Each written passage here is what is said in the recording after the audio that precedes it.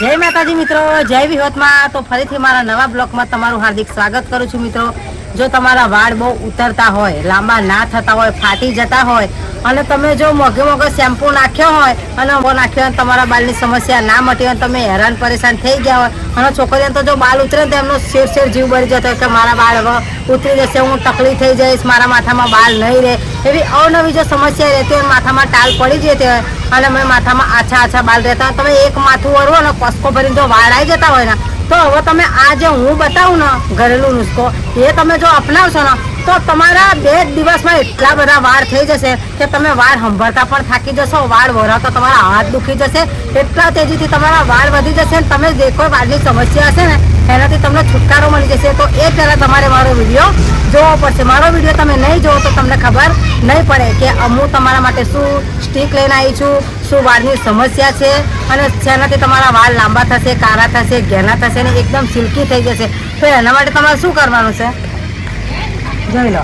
અહીંયા મેં થોડાક 2-3 પત્તી જેવા કઢી પત્તા લઈ લીધા, મીઠો લીમડો, 1 ચમચી જેટલા ચોખા લઈ લીધા છે, 1 ચમચી જેટલા મેથી દાણા અને 1 નાની ડુંગળી કાપી લીધી છે। આના હવે તમારે શું કરવાનું છે તો આને હું શું કરું છું એ પહેલાં તમે મારો વિડીયો પૂરો જોઈ લેજો કે આને આપણે શું કરીએ છીએ। તો ચાલો હું તમને બતાવું।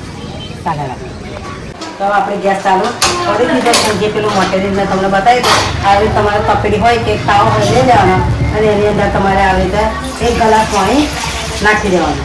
આપણે આ પાણી નાખી દીધું અંદર એટલે મેં તમને બતાવી તું આ કઢી પત્તા, ચોખા, મેથી દાણા, ડુંગળી આ ચારેય વસ્તુ છે ને એટલે આ પાણીમાં આપણે બધું નાખી દેવાનું છે અને એનો જય સુધી ઉકળે ને એટલે એને ઉકાળી દઈશું આપણે।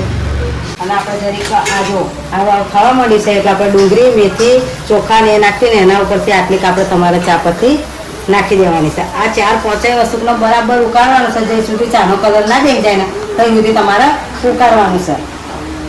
તો તમે જોઈ શકો છો આપણું જે મટીરિયલ હતું બધું નાખી દીધું, પાણી કેટલું સરસ ઉકળી ગયું છે અને જે ચાનો કલર હતો એ ડુંગળી, મેથી દાણા, ચોખા અને પાણી એ બધું મિક્સ થઈ ગયું છે અને એકદમ ચા ઉકળે ને એવી ઉકળી ગઈ છે। હવે આપણે ગેસ કરી દઈશું બંધ।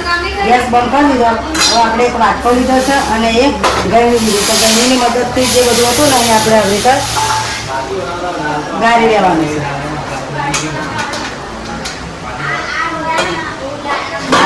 ગાળી દીધું, જોઈ લો એનો કલર કેટલો મસ્ત એકદમ કાળો થઈ જશે। અને હવે તમારે શું કરવાનું છે, ઠંડુ થાય 5 મિનિટ પછી એને ઠંડુ થઈ જાય ને એટલે તમારે કોઈ પણ મનગમતું શેમ્પુ હોય, તમે દુકાનથી લાવો તો તમારી પાસે જે કંઈ શેમ્પુ હોય એ તમારે આની અંદર થોડું નાખી દેવાનું છે। ઠંડુ થાય એટલે શેમ્પુ નાખી દેવાનું, પછી તમારે બરાબર ચમચી વડે અને મિક્સ કરી દેવાનું છે। હું તમને વિડીયોમાં બતાવી દઉં એવી રીતે તમારે કરવાનું છે। જોઈ લો આપણે આ થોડું શેમ્પુ આને નાખી દીધું છે અને આપણે બરાબર મિક્સ કરી દેવાનું છે।